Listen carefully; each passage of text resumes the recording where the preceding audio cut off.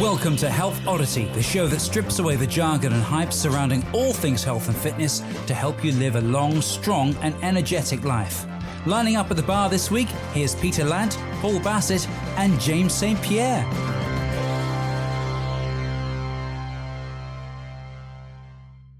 Hello, and welcome to the Health Oddity podcast. I believe this is episode 104. 104. Isn't that great? So, if you're a regular listener, you'll know this bit. We want you to like, share, tell your friends, leave us a review if you're listening on a platform where you can. If you're not, go to a platform where you can and leave us a review there. Now, we haven't got a guest today. And similar to last week, it's just me and the man, Paul. Peter and Paul, two little dicky birds. How are you doing, Paul? Good. It's surprising how the listeners, they just spiked last time we did one of these. You know, James wasn't here. The listeners went through the roof. It was crazy. I'm just going to be tough to break it to him when he comes back, isn't it? Tell you what, I was walking down the street and I just got a round of applause as I was going. It was amazing, honestly, just from that one episode. I think we're going to have some difficult conversations with James on his return. I shouldn't say this, actually, because he put out a post as we record today. He put out a post saying, saying it was good to do this with us. And the post was like, it was about me, but I'm sure he's going to do one about you as well, obviously, isn't he? Otherwise, I don't know. Et tu Brutus, eh? Yeah, I did like David Keown's hashtag on it, though. Dan, not Paul. Hashtag Dan, not Paul. I thought that was hilarious. I would call him out, but he's quite strong, isn't he? Yeah, he gets about a bit as well. So I control him from about 500 miles away. Yeah. I think that's probably the best way via a keyboard. Going about how he's rubbish at picking up pebbles. How do we know they're not fake? They're not, because you can buy some really realistic foam ones from film studios. This is true, actually. Yeah. They did a thing on Taskmaster years ago, didn't they? When they had to it was a massive polystyrene boulder and that to get it as far away as possible. I used to play Warhammer 40,000, right? That's how cool I was. You're going to admit to that, are you? It's made me the man I am today. I used to play a little bit as well. However, I never really got into it. My mates were into it, so I used to just tag along. I never understood it. I was into painting the models. Yeah. I wasn't really into the game itself because I had to learn some rules, and I was into the painting. That's why I'm so short-sighted, because I've basically lost my sight. Just going like this. But I used to paint the rocks, so I know, these days I'd have to. I don't trust what I see. We don't trust the media anymore. I don't know if David's actually using real stones. That's what I'm going to say. Right. I'm calling a spate between me and David, and then just be really nice to him in person. Yeah. We can troll him on the podcast, even though we've had him on as a guest, and we'll probably have him on again. That's why I put the Macho Man Randy Savage a response there. Exactly. But yeah, David is a friend of the show, and we're only joking. He's a top guy, and he's lifting like 140 odd kilo stones these days, isn't he? It's just bonkers. So he says, there. So he says. Yeah. Anyway. Last week was interesting because we came on and we were just like, what we're going to talk about. And we started just talking. And then, it went where it went, which is great. I love things like that. And we're kind of going to do that again today, but we've just had a little chat before we came on air about a little framework. And because I was talking, I've forgotten where we started it, but Paul mentioned he had a client who wasn't sure. Oh no, a consultation, wasn't it? I mean, you tell the story, Paul. Why not? Was this the one about the scale of 1 to 10? Yeah, the scale of 1 to 10, and not knowing whether you wanted to do group, individual, big group, small group, this, that, hit, whatever, anything. Well, I think you've got to have a reason to do things, haven't you? Some reason. I mean, it's not saying you've got to have some kind of big kind of purpose in life to turn up to the gym, but there's got to be a reason to make a decision about something. And I try and get people to make decisions when I sit down with them. That can go one of two ways. Sometimes people feel like really pressured, like, the hard sale, something like that. But it's not really a hard sale, because I've sat down with people who want to think about it after you've spent 45 minutes chatting, and I understand that, because it feels like a big thing to make a decision. But ultimately, they probably spent a year to 2 years thinking about it. And it's the very reason why they're not seeing any results, because they're not willing to make a decision. And it's not my job to be their friend in a way. It's my job to put them in a situation where they can make really constructive decisions. And that may be a no. That may be a no for really valid reasons. They don't like me, don't think the program is going to get them from A to B, might not be in their budget, whatever it is, but at least they've taken charge. Because rarely, I don't know about you, Peter, but rarely does anyone come back to me after saying, I'll think about it. I mean, if they do, it's always a no. Well, I've just written down while you were talking there, they're not thinking about it, they're overthinking it. They're overthinking it. Yeah. I'm learning a lot about this at the minute, and getting out of your own way. Like mindset and all that. And I've done all this before, but it's one of those things. If you don't keep doing it and you don't consider it, you fool yourself. Yeah. So you've just said he might have spent 1 or 2 years before he's even got to you, right? So he's been or just any individual, Yeah. So they've been thinking about it for that long. So how many times have you talked yourself out of it over that time? And then you have a chat with him, and you go, I'm not big on the hard sell. It's like, you're not giving the hard sell. You're saying, here's what the program is. You came in for a consultation and asked about it. I'm telling you what it is. Do you want to do it or not? Simple as that. And then if he or anybody goes away and says, I need to think about it for a couple of days, what they mean is, I need to go away and talk myself out of it. Exactly. That's usually the thing. And the people who then go, do you know what? I've been thinking about this for 2 years or however long. I'm ready. I'm bloody ready. I'm in. And I get that with people after doing, because I do a 2-week trial and they come along, and at the end of it, I don't do a hard sell. I'm just like, if you want to carry on, here's the details. It's this much. It starts next. You can start next week. It's this much per month. You pay monthly. You can cancel whenever you like.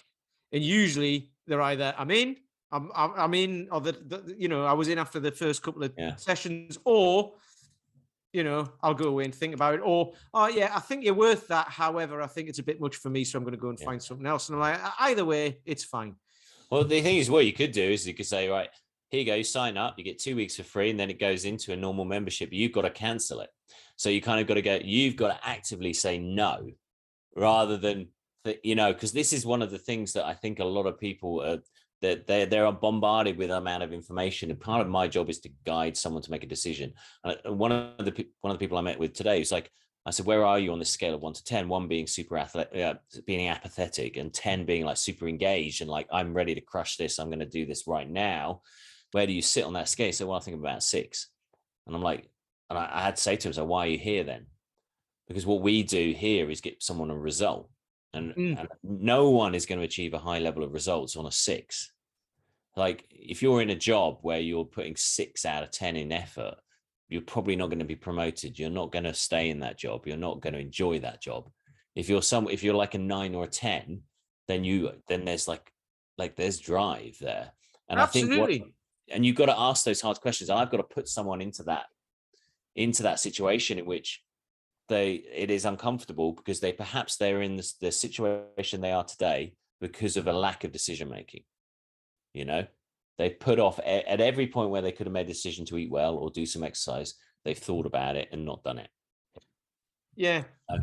And that is a tough pill to swallow at times.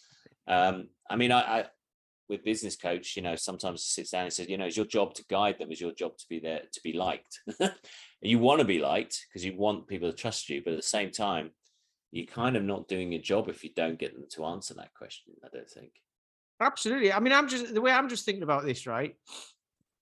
I originally thought, right, imagine doing a job, and if your boss said, right, you're only putting in 60% of the effort, so I'm going to pay you 60% of your pay. Yeah. You wouldn't be very happy, right? However, that's not a thing, because most people probably do only put 60% of the effort in, to be fair, and still get paid what they pay. So like, that's a bad example. Yeah. However, in fact, 60%, not saying people put in 60% of the effort, that's probably being quite generous. The number of hours you spend at work and the actual amount of work you do it's going to be something like 20% or something, isn't it? It's not a lot. It's one of the reasons I left my last job. Years ago. It's because I knew I wasn't pulling, not that I wasn't pulling my weight. It's just I think about the amount of focus I put in my current job and how much time and how much like I'm like constantly like 100%. I have to be. I don't have a choice. But you enjoy it as well. That's the thing. Yeah, I definitely was nowhere near that on my previous job. Well, yeah. So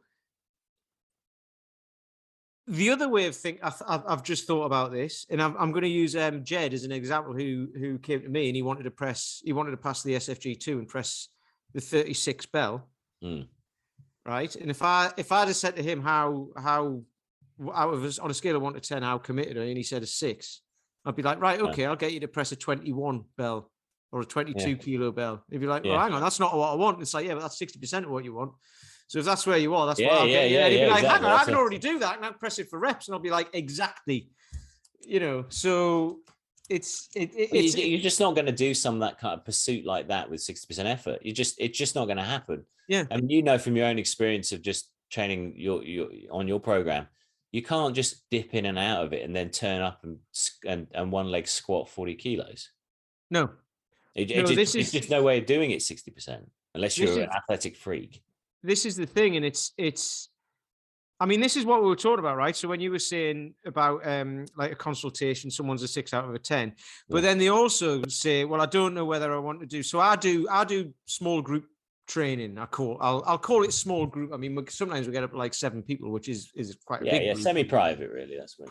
But I mean, that'll be most of the people know what they're doing. I never get new people turning up where there's like 7 of them. I won't allow that. I can't teach 7 people how to do something and keep an eye on them all on my own. And some people might think they can. I might very well be able to, but I wouldn't feel comfortable doing that. 2 or 3, fine. So, but what happens with me is that most of the guys know what they're doing anyway. There might be one or two people who are new who I'm teaching. So that's cool. And the other guys, I'll keep an eye on them. And in those sessions, I won't give them anything to do that they don't know that they're going to hurt themselves with. Yeah. So that's, what you call semi-private, small group, whatever. But then you get group training, you get your bigger groups, don't you? Or your classes where you turn up and they give you things to do and play loud music and you jump around and all that sort of stuff. And then there's obviously individual, one-on-one and what have you. So, you were saying like sometimes people don't know what they want, which of those that they want. Yeah. They just want the motivation. And it's like, well, each one of them will give you what you want if you commit to it, right? It depends where you want to sacrifice, because you're sacrificing something. Like with one-to-one, you sacrifice more money. Yes. For your attention. With large group, you sacrifice the personal attention for less money. And so, sitting down with this guy, it's like, well, what do you want to sacrifice? Because you're not going to find a compromise where you get high levels of personalized attention, high levels of result for a lower amount of money. Well, you can, but those people go out of business very quickly. Yes. So, and then they won't be of any help to you. And that's why you get that huge turnover of trainers, because they undervalue themselves. I'm £35 an hour. Yeah, you're not going to stay in the industry that long because you just can't afford it. So I think I sent him away to say, look, you've got to think about if you're willing to make that budget available for the amount of attention you want, or you're willing to sacrifice the attention that you want to spend less. Yeah, which is a very simple calculation, isn't it? Yeah. It's funny. I was just thinking about when you said that, one of my guys, the guy who's the lead singer of Sergeant Thunderhoof, he runs a recording studio. Yeah. And he over lockdown, it was quite funny because obviously he wasn't open. Yeah. And he did a thing about pretty much exactly the same thing about money and how much people pay and what people have said to him, like bands have said to him. And he did a kind of a weekly podcast type thing on YouTube. Yeah. And it was conversations he's had with bands was part of this thing, right? Yeah. And you'd get bands turn up and say, right, well, we need to set up first. So they'd book in for an hour and they think they could set up, do an hour's practice, and then take everything down as well. And he's like, no, if you've booked in for an hour or 2 hours or however long it is, You've got to get everything done. Yeah. You've got to set up, do your practice, and then leave, because the next person will be turning up and then they've got to set up, do the practice and leave. Yeah. And they were like, oh, well, the last place we used to go to used to let us do that. And he's like, well, go there then, and the people are like, we can't, they've gone out of business. And he was like, I'm not bloody surprised. You know, and this is the weird thing, isn't it? It's exactly like what you've just said. I don't want to pay that much, so I'm going to go to the £5 boot camp £5 a session boot camp down the road, where you pay as you go. So if you turn up, you pay a £5. If you don't turn up, you don't pay. And it's like the local CrossFit down our road, which is very high end CrossFit. You know, it's had millions of pounds of investment. It's a very nice looking place, and it looks like it's got great trainers, fantastic facilities, 9,000 square feet. It's a big place. You know, CrossFit Putney. From what I understand is that they've moved away from pay as you go. I mean, I don't do pay as you go. I mean, why are we here? You know, I don't know what the client wants from me. I don't know I don't get anything from it because I don't know when they're going to turn up. I don't know what skill level they're going to be in when I see them, because I haven't seen them for 6 weeks. They always want their money back because they get to the end of the 5-month period of which they're valid, and then they've only used 15 out of 20. And then they want to extend it. So it's like, what is that transaction? It's a transaction that it doesn't work. I don't know if there's many gyms that make it work. I don't think it works. I don't think it works one-to-one. I don't think it works with things, because I think it doesn't solve the central thing that most people want, which is a result. Yeah, exactly. Because when I spoke this guy is 6 out of 10. So it's not about a result for him. Then it is really about the money. He just wants to save money. So it's like, it's got to be more than a 6 out of 10. Otherwise, what are you doing? You know? But this is where it goes with knowing what you want, right? This is what we were talking about before we started recording as well, is, you know, you're a 6 out of 10. Great. But what does that actually mean? A 6 out of 10 on what? On what scale? On what? I was going to say on what scale? It's on a scale of out of 10. However, in terms of the end result, but what is the end result? And if you don't know what that is, you just don't know, do you? Well, I use it mainly as I don't know. And this is what a lot of people do. And I heard this on a podcast. I think it was Paul Morton who said it on somebody's podcast. I can't remember whose podcast it was. And it was probably not, I don't know if it's him who said it originally or whatever, but it's like jumping in a taxi. Yeah. And the driver's saying, where do you want to go? And you go, well, not here. Yeah. It's like, okay, but where's that then? Yeah. You know, do you want to drive me? Do you want me to drive you somewhere for like 4 hours away and charge you loads of money? Or do you want me to drive you 2 minutes down the road and charge you a £5? Yeah. Well, I think the thing is about 1 to 10. One of the reasons I use that is because often I get to a point where I'm sitting down talking to someone. I'm like, I'm not sure why this person's here, or they're not revealing something to me. Yeah. So they're not revealing something to me. The thing that may make it, because I've got to be aware that if someone is going to make that investment in their health, and like I say, we don't just do like, here's 20 quid, hope for the best kind of program. It's like, if I'm going to try and work, sometimes people don't really reveal much about themselves. And so you're like, why are we sitting here? So I use this kind of 1 to 10. I think like if they just turn to me and say 6, then I'm like, there's not much thought put into this. And if someone says like it's 9 and 10, I say, right, okay. So I can see that there's a desire. I'm not necessarily looking at motivation, because everyone comes to me and says, I'm not motivated. But is there a desire for change? Is this important to you? Yeah. Because if it's important, you'll take action. What I'm trying to find is someone who's willing to take action. Because if they are not willing to take action, then I know that they will not succeed in my program. Because in the best will in my world and the best structure, they just won't do it. You know, so if I know they're 9 out of 10, I'm like, okay, great, we can work with you. If you're 7 out of 10, then again, we're like, well, I don't trust that you'll be able to see the result that you want, you know? So what exactly is the question? Is it on a scale of 1 to 10? Yeah. How committed are you? Or on a scale of 1 to 10, how important is this to you? Yeah. You know what I mean? They're two different questions, aren't they?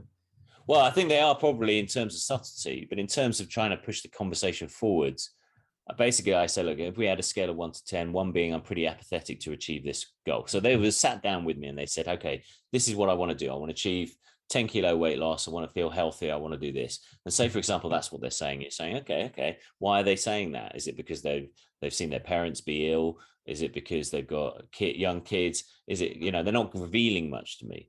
And so I'll say like, okay, on a scale of 1 to 10, 1 being I'm pretty apathetic about what I'm telling you, 10 being I'm like super motivated to lose that 10 pounds, to show up each week, to smash this goal. Super committed to it. It's super important. It's super present in my mind. And if they turn around and say 6, then I'm got to try and work out in some way how to increase their engagement level on the process. So yeah, it could be broken down more subtly, like importance, commitment, desire, emotion, all those things. But that's another thing. I think, like immediately after that question, if they come back with a 9, you're like, right, okay, let's go.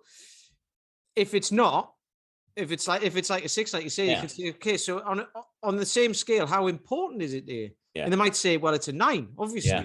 And you'd be like, okay, well, that doesn't match up then. So yeah, there's a disconnect. Yeah.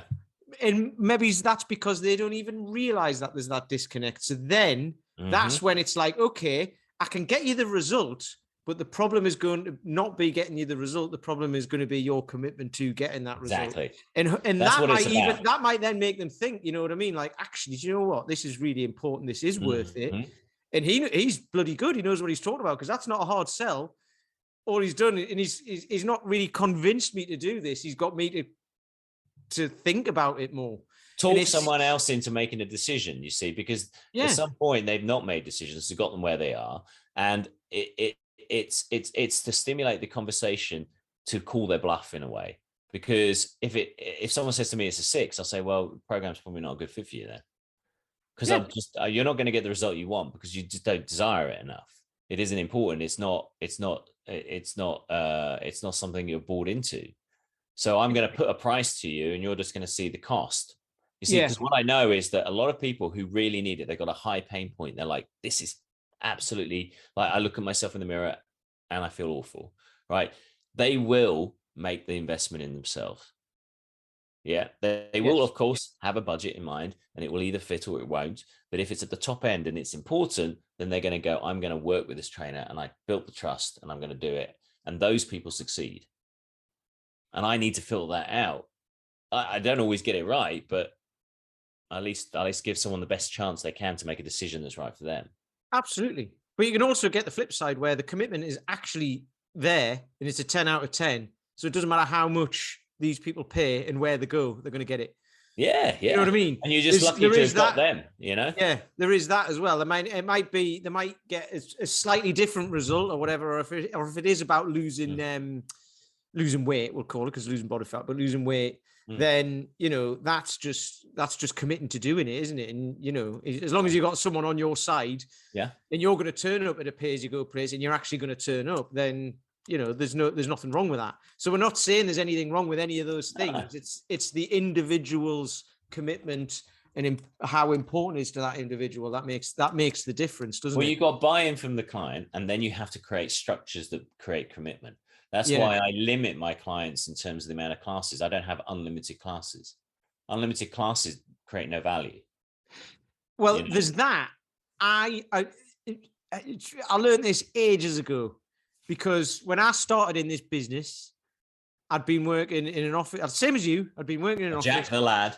I'd been working in an office, and so I was used to. I mean, there were long office hours, but I was used to Monday to Friday, and then weekends off. Okay.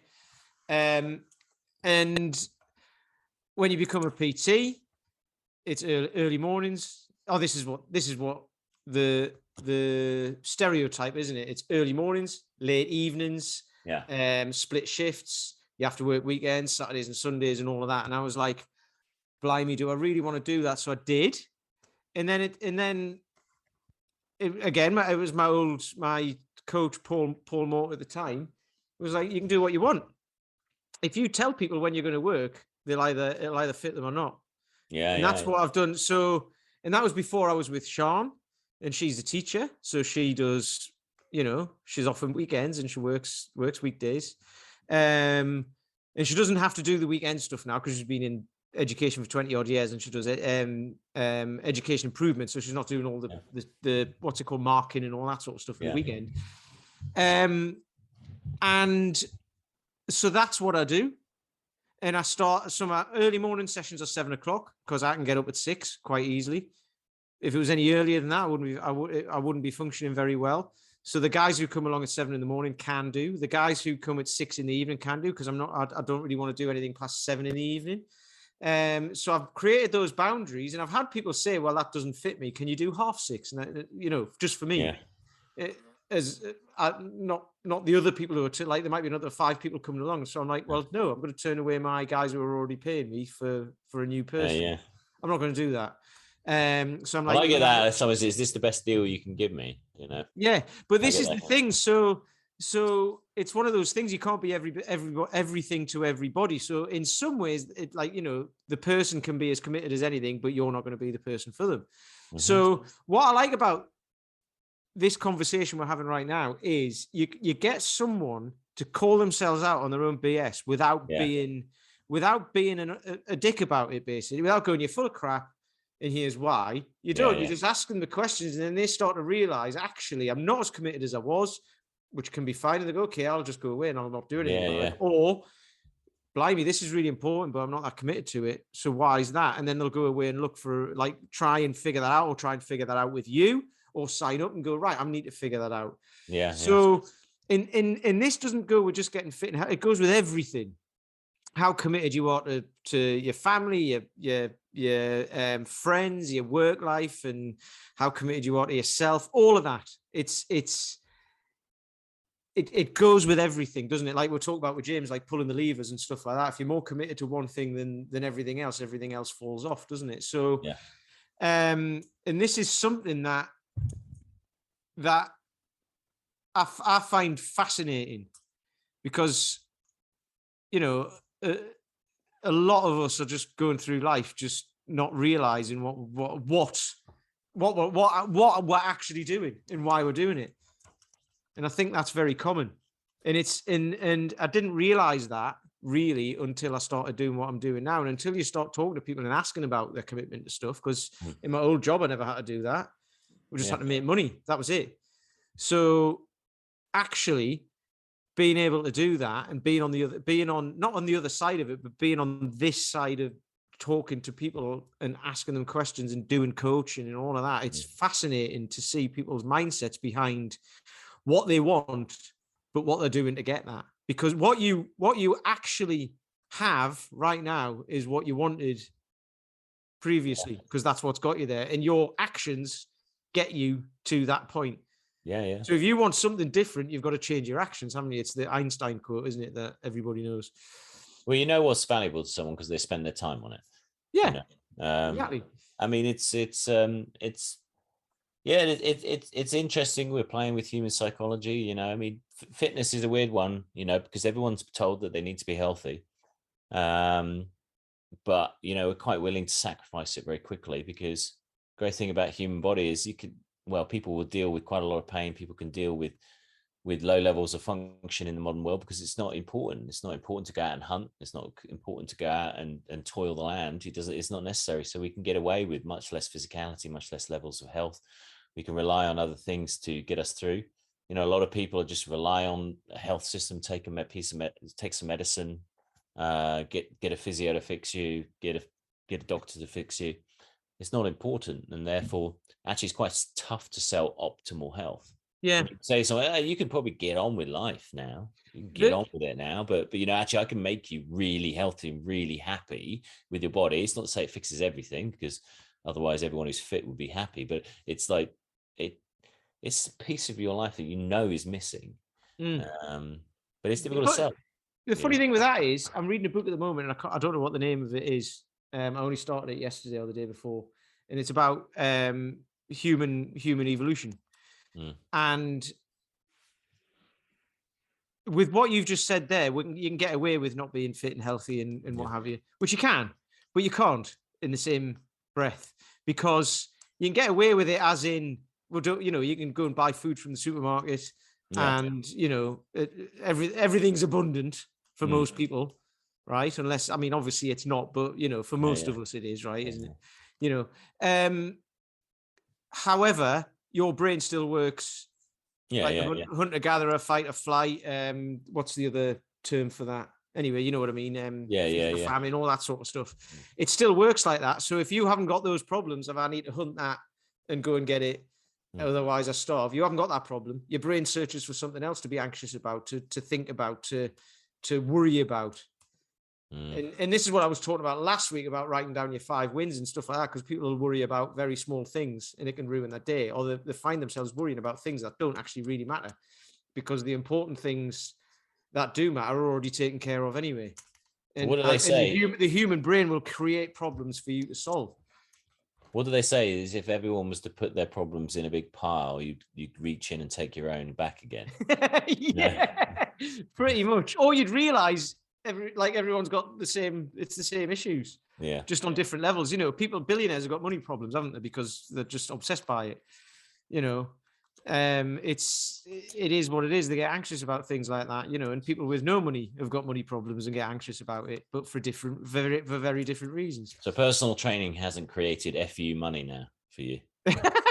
Not quite. Not quite. You haven't got the private jet. I don't think I'll ever be there. I mean, again, I shouldn't say that from Dave Whitley. Yes, of course I can. I can get there. I've not got. It's not one of my goals. Put it that way. It's not one of your goals. Okay, yeah, we haven't worked out how to monetize to high levels Indian clubs. No. I'll leave that at Tom. Yeah. Well, you got to do it as passion, haven't you? There's certain things you just can't. If you make money out of, I mean, there are people who do very well at personal training. Yeah. Because you can create really fantastic businesses, and I think a lot of trainers actually. I know we have some trainers who listen to this. They probably undervalue themselves. I think a lot of you say, like, hey, how much do you cost an hour? 30 quid. Amount of people I was speaking to a guy on the phone. He applied through my website, and it's like he wanted to be training at 7 a.m. He wanted one-to-one training, and he wanted to do it for 40 quid an hour. And I was just like, right. So once I pay my tax, once I pay, I mean, I didn't even entertain it, but I'm just doing the maths. And he's saying, well, I can go and get it. And I said, well, great, go and get it. Well, I had a guy once who got passed to me a few years ago, and I rang him, had a chat with him. And this was when I used to do one-to-one, and I don't really do it anymore because I don't enjoy it.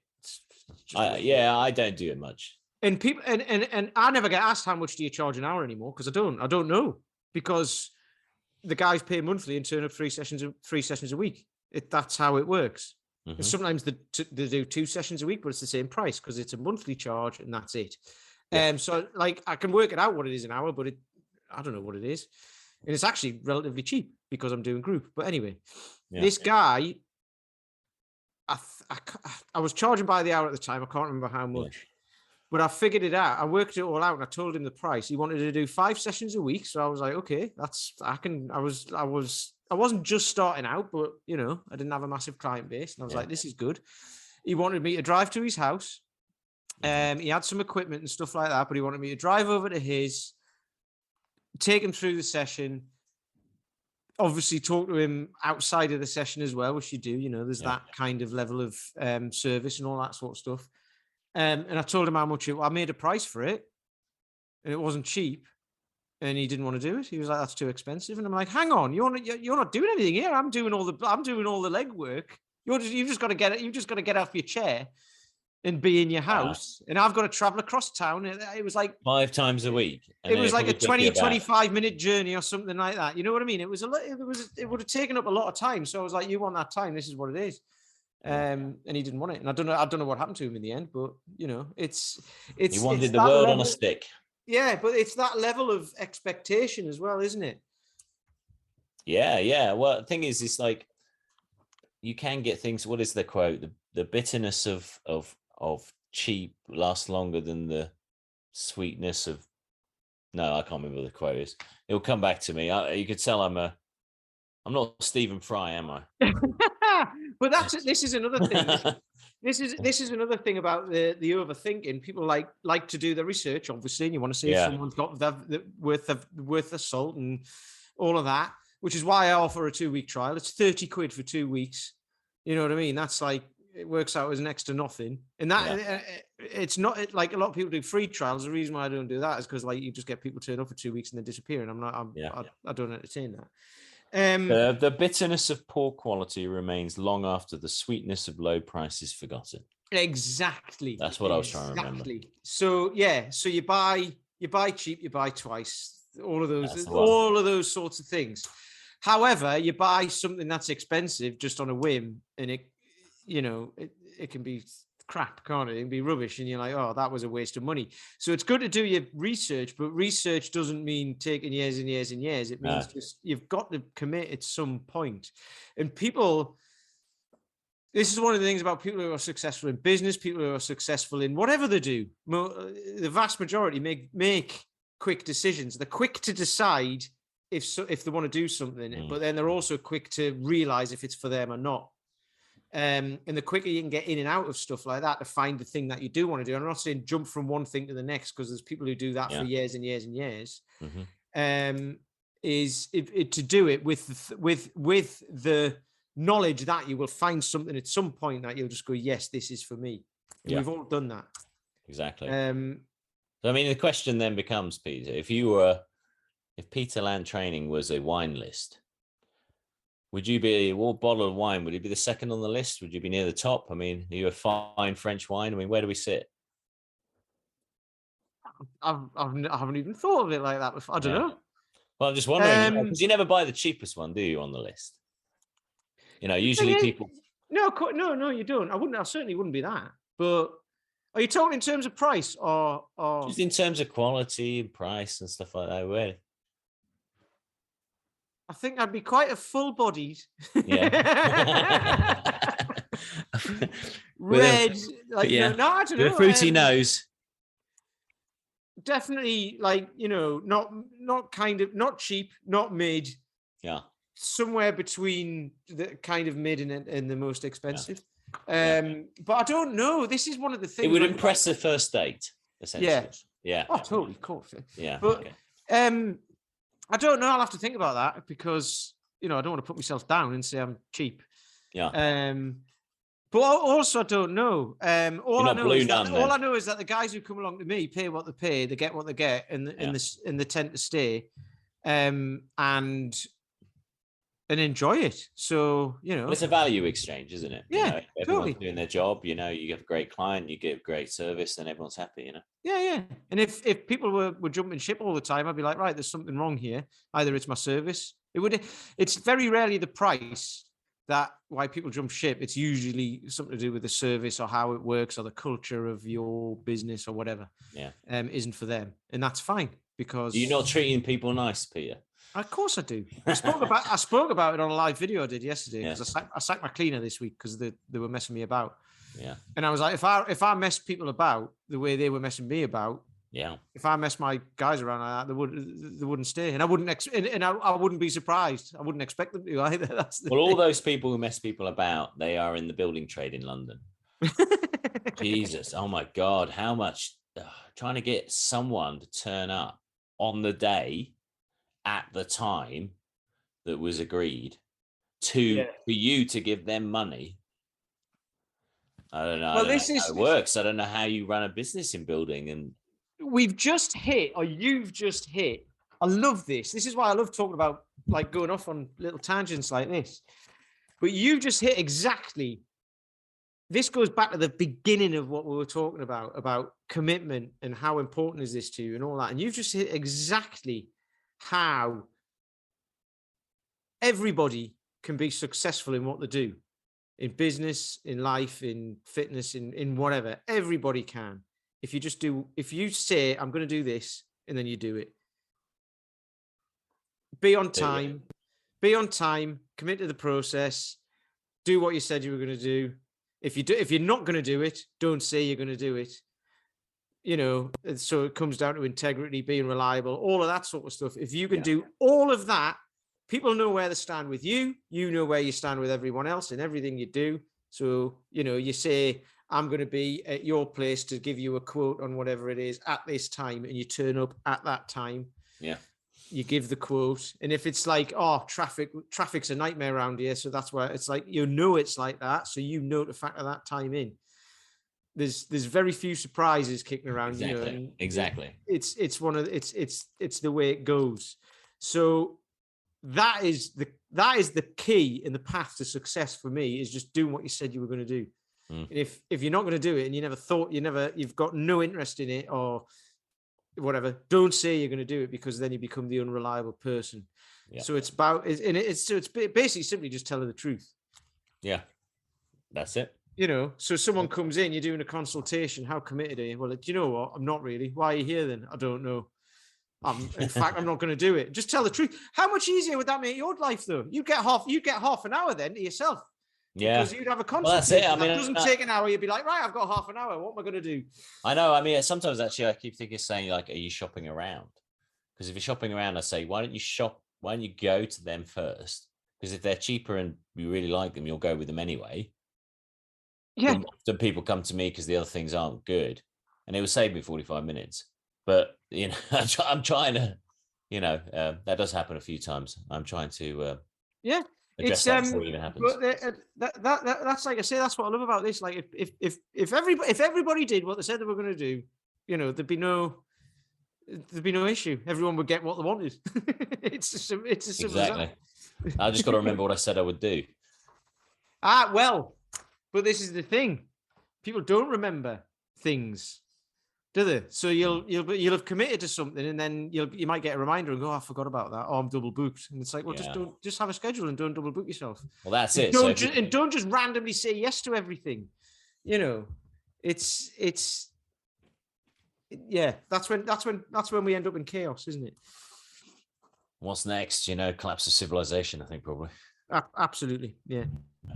But that's why we're here. We're trying to prevent that. If everyone does what they said they were going to do, the civilization's okay. We're all right. We're all right. Service. It's for our foreign listeners from everywhere on the continent to the States. We're actually now employed by the government, the UK government, to provide consistent and calming kind of influence upon the UK population, aren't we? Absolutely. Yeah. Absolutely. It's the way to do it, isn't it? Yeah. It's prescribed by the NHS, the Health Oddity podcast. Imagine that. That would be quite good, actually. No pressure there, eh? Yeah. Anyway, I mean, this is going to be a short one, I think. So that's probably a good place to leave it. Just do what you said you would do. Yeah, that's it. Like a strike force, like the SAS. Yeah. Going in, doing the mission, and out again. No one knows we've been there. But that's one of the things with that, isn't it? It's like they all know each other. They know what they're going to do because you don't get in unless you are the person who can be reliable. Because if you're going to be unreliable, someone's going to die. So that's why James isn't here. Yeah, exactly. That's how dangerous it is running podcasts in the 21st century. Exactly. Anyway, do you have, Paul, any last thoughts? No, I don't. I think I've actually been speaking quite a lot actually today. Yeah. Sometimes I'm quiet and listening. Other times, like today, I've been let loose. Yeah, taking off your lead, so to speak. Exactly. Because your hounds are healthy. See what I did? I know. Yes. It's you're like an onion with many layers. I know. I surprise myself sometimes, honestly. Yeah. And I make myself laugh constantly. Sean doesn't get. I'll start laughing. She's like, "You've just thought of something, haven't you?" And I'm like, "Yep." and then I'll say it. She'll just kind of like a little wry smile, as if like, "What are you doing?" And I'm like, "I don't care." You're the man grinning to himself on the bus. Yeah. And I don't care. It's fine. It's the way it is, isn't it? It is. Anyway, we shall end there. So again, if you like this, if it helps, if you think it can help a friend, or even if not, if you just want to put it in your friend's face and get them to listen to something like a couple of guys just chatting away, you know what I mean? Then please like, share, leave us a review. James will be back next week, thank God. I think you'll all be thinking that. Yeah. I'm away for the next 2 weeks, actually. Really? So, yeah. So, Paul... It's unbelievable, Peter. I know. I get, yeah. But then I'm coming back, and I'm coming back committed, is what I'm doing. Wow. I am, yeah. I'm starting a new coaching program, so I'm coming back committed. And I mean... Do we have a training Rocky-style montage? I'll edit that in. Yeah. Okay. Good. People, actually, I won't, because I've just said I would do that, and I'm not going to do that. Right, so I'll take that back, because that's something I'm not going to do. But what our rule doesn't take into account is sarcasm, irony, And this get is more kind of true. feeling. This is true. However, I'm not going to do that. You're not going to do that. Anyway, thanks for listening. We appreciate you all. James and Paul will see you on the next one, and I'll see you in a couple of weeks. Ta-ra. You've been listening to Health Odyssey with Peter Lant, Paul Bassett, and James St. Pierre. To get your regular fix of hype-free health, you can subscribe and leave a review wherever you get your favorite podcasts. You can find out more on today's and other topics at healthodyssey.com or find us on Facebook or Instagram by searching for Health Odyssey.